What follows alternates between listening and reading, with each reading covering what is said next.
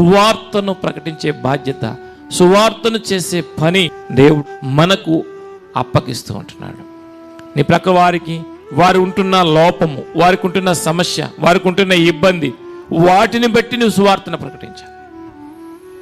నీకు వచ్చిన దాన్ని బట్టి కాదు, నేర్చుకున్న దాన్ని బట్టి కాదు, ఆ అవసరానికి తగిన విధంగా సువార్తను ప్రకటించే జ్ఞానము ప్రభు పాదాల దగ్గర నేను నేర్చుకొని వారికి, చూడండి, ఏ డాక్టరు ఆ డాక్టర్ పని చేస్తాడు. ఎముకల డాక్టర్ ఎముకల గురించి మాట్లాడతాడు, నరాల డాక్టర్ నరాల గురించి మాట్లాడతాడు,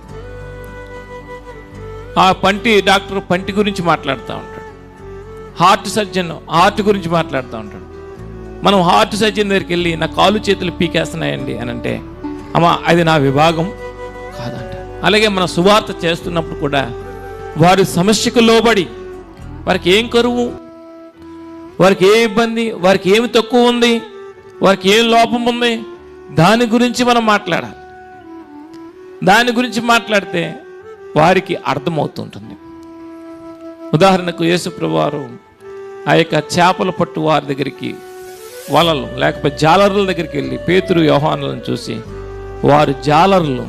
వారు వలలు వేస్తూ ఉంటుండగా, ఇంతవరకు మీరు వలలు వేశారు, చేపలు పట్టడానికి మీరు ప్రయత్నం చేశారు, చేపలు పడుతున్నారు, దానితో వ్యాపారం చేస్తున్నారు, ఇక్కడి నుంచి నన్ను వెంబడిస్తే మనుషులను ఈ విధంగా మీరు వల వేసి చేపలను లాగుతున్నారు, అలాగే మీరు వల వేసి మనుషులను పట్టే జాలరులుగా నేను మిమ్మల్ని చేస్తానన్నప్పుడు వారికి స్పష్టంగా అర్థమైంది.